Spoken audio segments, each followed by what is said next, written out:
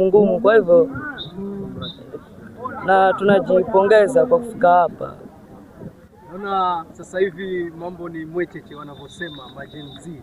Pale county si rahisi. Pengine mipango yenu iko vipi kuelekea pale county? Mpango wetu sisi fika kwanza fika pale county. Tukue yani kwa focus na game, alafu kufika county si rahisi kwa sababu kuna game nyingine waga si rahisi. Alafu kuna vile challenges na kukuta sasa ni pengine wewe binafsi ni nani ambaye unaona amewabeba zaidi katika hii mechi ya mwisho ambayo imewapa nafasi ya kuweza kuelekea pale? Nani kwa mtazamo wako ambao unasema kwa kivangu mimi nasema tatu. Kwanza kuna goalkeeper, kuna hata coach naye alafu kuna Evans Karisa. Hao jamaa wametukuta sana kwa sasa, funga wako sawa.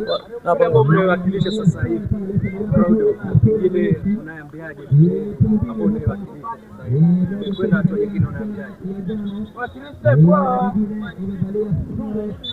Naambia kwa kitu cha kwanza kufanya pale shule yani uanze zoezi mapema, alafu kitu chengine yani wawe wanamsikiza coach. Alafu wakati mwingine kama coach hayuko usimtegemee wewe jitegemee mwenyewe. Naambia hivi. Neno moja kwa wazazi wako.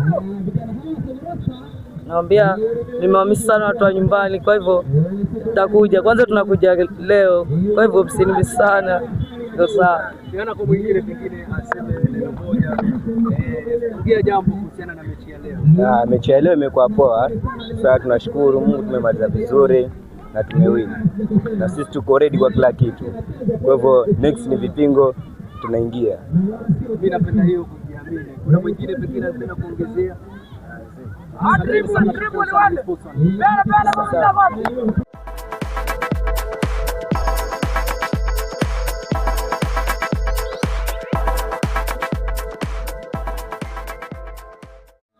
Coaches, handball timu yako inaelekea pale county. Pengine unazungumziaje michuano ambayo kwamba imefanyika hapa Bomani, hasa upande wa handball?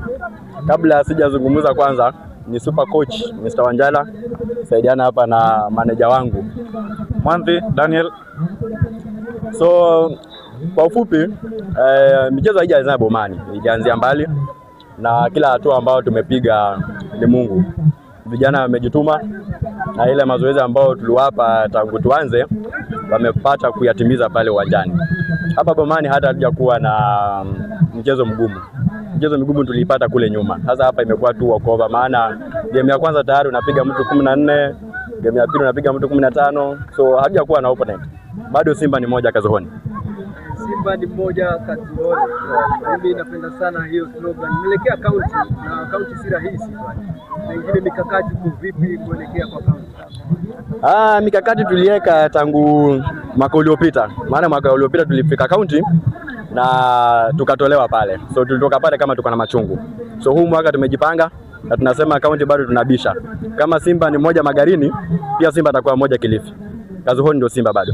Bila shaka, na mimi nasema shukrani sana. Ilikuwa ni neno moja tumsikie kutoka kwenu, nione jinsi furaha yenu ilivyo. Pengine shule ambayo unaiwakilisha, neno moja kwa nitashukuru kwanza management na nitashukuru pia kwa walimu ambao wanajitolea. Hii ushindi si wangu bali si wa timu pia, lakini ni kila mtu ambaye amejitolea. Maana ingekuwa ni juhudi ya mtu mmoja basi hatungeweza. Ni juhudi ya kila mtu.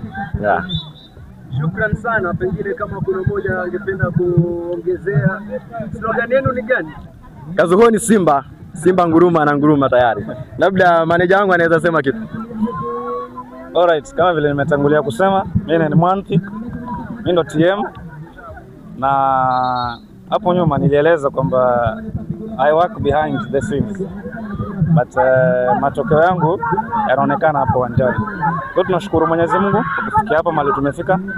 Tulikuwa county last year na sasa tunashukuru bado tunaenda county tena, so effort bado iko pale mahali tuliacha last time, tulitokea semis.